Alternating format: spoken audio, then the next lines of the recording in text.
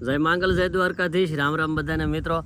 તમને બતાવી દઉં કે હું થોડા ટાઈમ પહેલાં એક રાજસ્થાન લગ્ન પ્રસંગમાં ગયો હતો ને તે દરમિયાન મેં ત્યાં બસ એમણામ આટા મારતા હતા અને જોતાં જોતાં ઘણા બધા વિડીયો શૂટ કર્યા હતા. તો તે દરમિયાનનો આવડો વિડીયો છે.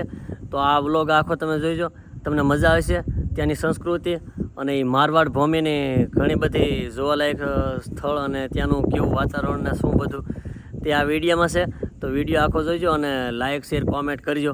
કેવો લાગ્યો વિડીયો ચોક્કસથી કહેજો.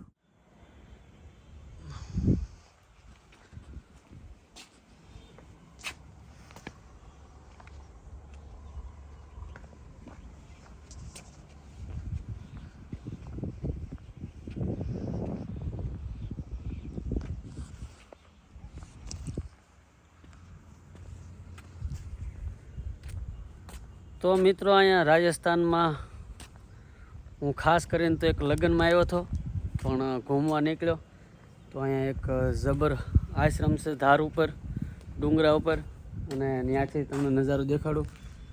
આ માતાજીનું મંદિર છે અને અહીંથી તમે જોઈ શકો કે રાજસ્થાન હાવ રેગિસ્તાન જ નથી, પણ ઘણા બધા ડુંગરો અને પહાડો, પથ્થરવાળો વિસ્તાર પણ છે. અને આમાં તમે ગામ જોઈ શકો કે રોડ ટચ બધાય આમ પટ્ટીયું ગામડાનું છે કે રોડની આસપાસ. અહીંયા તમને નળિયાવાળું મકાન મને ક્યાંય જોવા નથી મળ્યું હજી લગી.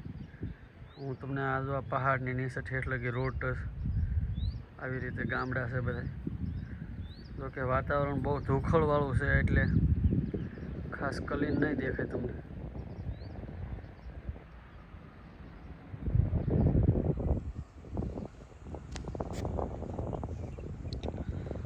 તો આ પહાડ ઉપરથી કંઈક આવું દેખાય છે.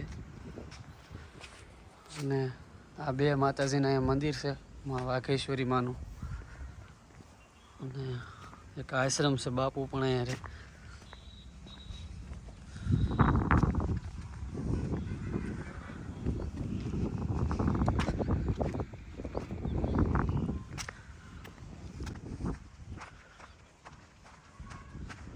તો મિત્રો, આ છે મરુભૂમિ રાજસ્થાન. આ ધાર છે ટેકરી ડુંગરા જેવી.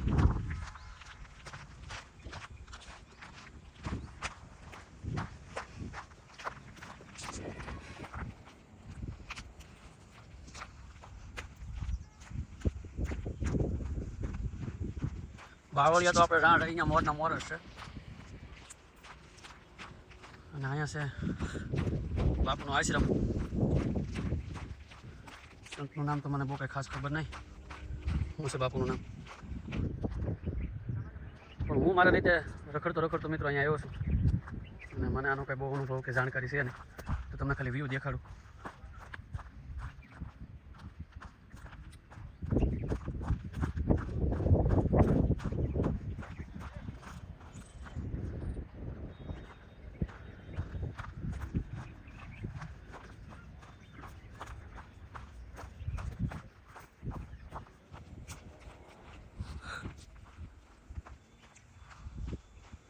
આ છે હનુમાનજી મહારાજ, પવનસુત દાદા.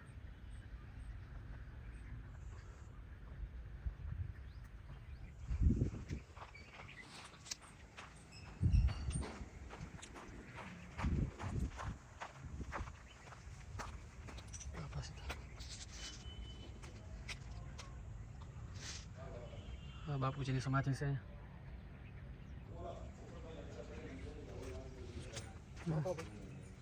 गुजरात से, वो गुजरात से. हाँ, पटेल इधर है नारायण भाई के वहाँ. हाँ, शादी में. हाँ, बापूનો આશ્રમ. અને મિત્રો, આ છે રામદેવજી મહારાજનું મંદિર અને અમે અહીંયા દર્શન કર્યા અને હવે પછી અહીંથી બાપુજીના આશ્રમમાં ચા પાણી પી અને પછી અહીંથી નીકળીએ. તો તમે પણ દર્શન કરી લ્યો.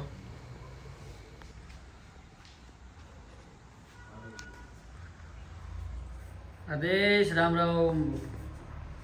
જય હો જય હો. તો મિત્રો અહીંયા બધો આવો પહાડી વિસ્તાર છે અને આ પાણાવાળો વિસ્તાર છે. અહીંયા આમ તમને જંગલ જેવું પણ લાગે અને ખૂબ બધે પથ્થરના અને ખાઈણી જ બધી જોવા મળે. રસ્તા ઉપર પણ તમે હાલો તો તમે જોઈ શકો આવી રીતે બધા પહાડો તોડેલા છે અને આ બધા વિસ્તારોમાં પથ્થરવાળી ધરતી છે. આ મારવાડ છે, મેવાડ નહીં. આ મારવાડ બધો લગભગ પથ્થરનો ધંધો અહીંયા હાલે છે અને આ બધા રસ્તા ઉપર તમે જુઓ કે લાગડ પહાડો તોડેલા છે અને પથ્થર તોડવાનું જ કામ હાલે છે અહીંથી.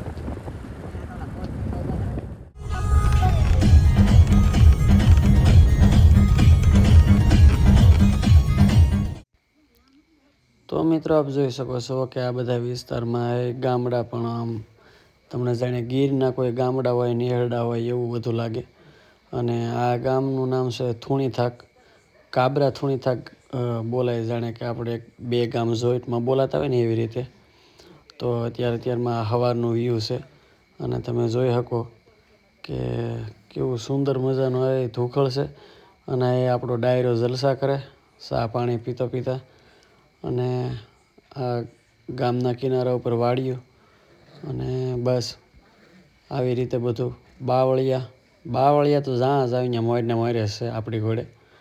એટલે આ બધું ગામનું વ્યૂ છે. તમને આગળ બતાવવું છે, બન્યા રહ્યો.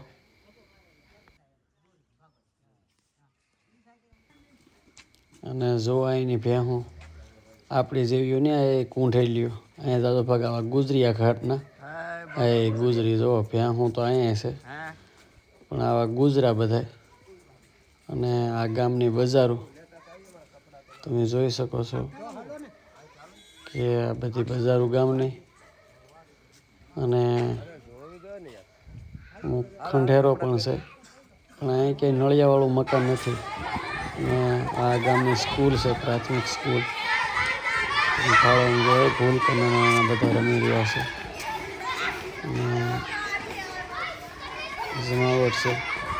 સંસ્કૃતિ અને સ્કૂલમાં છોકરાઓ રમી રહ્યા. પણ મજાનું ગામ છે અને ઝાઝો ભાગ લગભગ નોકરિયાત વર્ગ વધુ છે. તો અહીંયા ઘણા બધા આર્મી રિટાયર્ડ છે અને 4 થી 5 કર્નલ પણ છે. એક કર્નલને તો મળ્યા પણ હતા, દેવીસિંહ રાજપૂત નામના કર્નલ. એમની એક દીકરી બા પણ કર્નલ છે. એ જોઈ લ્યો તમે ગામડામાં. અને આ છે મિત્રો આપણે દાંતી આવે ને, દાંતી પણ આ જુદી ભાતની છે ને બે બાજુ સ્પ્રિંગ આવે એટલે દાંતી મરડાય નહીં, લાંબી થઈ જાય. વર્કિંગ વાળી દાંતી તમે જોઈ શકો. કે પાણાવાળી વિસ્તારવાળી ધરતી રહે એટલે બહુ ભરાણી હોય દાંતી કે દાંતો કે પાણામાં. તો એ દાંતો એક છે એ ઊંચો થઈ જાય, લાંબો થઈ જાય દાંતીની ઘોડે અને નીકળી જાય. જે સાધન છે એ મરડાય નહીં. તો સરસ. અને આ એ જોવા સિંગલ ટીસ્યુ પુલ. ગામ પણ પિતળાવ ગામ સર્જાણે. એટલે આ છે ગામનું વ્યૂ. અને સવારમાં અમે નીકળી ગયા રાણે એ સર્વે કરવા નીકળ્યા હોય એમ બજારોએ.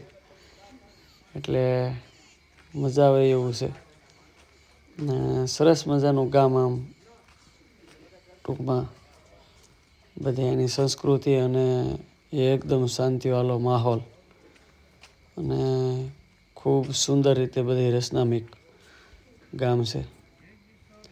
તો હવે બધા અત્યારમાં કામ ધંધા ઉપર ને કોઈ વાડીએ ખેતર વાડીએ જતા હોય એવી રીતે.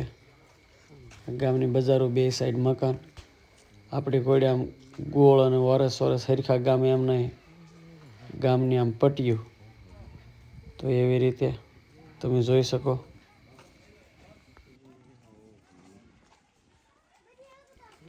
આ એની દુકાનો. બાળકો અત્યારમાં ભાગ લેવા આવ્યો હોય. સ્કૂલ ટાઈમ છે.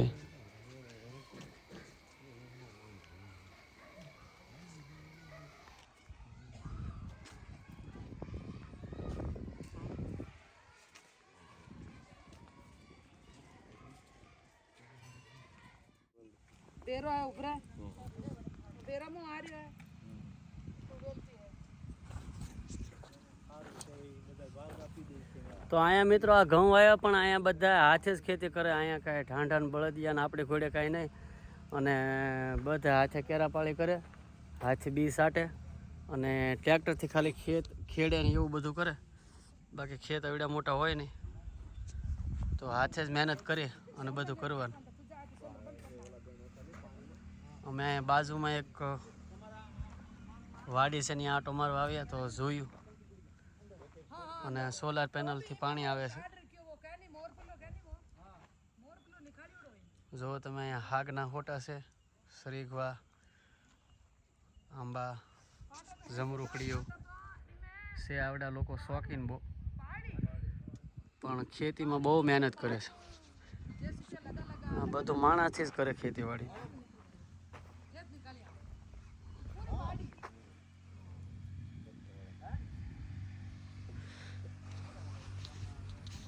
તો મિત્રો આ છે બધું રાજસ્થાનની ખેતી કરવાની પદ્ધતિ. જો અને અહીંયા મિત્રો બાવળિયાનું કામ બહુ જબરું છે. તો બાવળિયાના અહીંયા કોલસાનું ભઠ્ઠિયું પણ છે. જો તમે આ જોઈ શકો, ભઠ્ઠિયુંના હવેડા કોલસો પાડવા માટે, એટલા માટે કે આ કોલસાનું ઠેલિયું ભરી લે લાકડા, અને આના અંદર ભઠ્ઠિયુંની અંદર કોલસા પાડે અને પાછી સાફ કરી નાખે. આ ઈંટીઓથી સણી અને માથે માટીથી સાંધી દે. અને રામ રામ લાખાભાઈ, આ કામ તમારું છે? આપણો નથી, આપણે જોવા આવ્યા છીએ. એવું છે? તો કોલસો પાડવાનો અહીંયા જબરજસ્ત કામ હાલે છે, અને ફરતી કાટ્યું છે. જોકે આ બધી પ્રાઇવેટ પ્રોપર્ટી છે, એટલે તો લાખાભાઈ દ્વારા અમે આવ્યા. એ અમારા લાખાભાઈ છે, એ અહીંના ભોમિયા છે. આમ તો લગભગ રાજસ્થાનના ગામડોમાં બધે ખૂબ તમને બીજું બતાવીશ એમ. તમને આગળ હાલો લાખાભાઈને ફોલો. ઓકે, તો જો આ બધા આવી રીતે ગુણિયું ભરી ભરી અને ખડકી દે, અને પછી આનું માર્કેટિંગ ક્યાં કરતા એ ખબર નહીં, પણ કોલસાનું જબરું હાલે છે અહીં. એટલે આ રીતે છે બધું. હા, તો રામ રામ ને સીતારામ બધાને.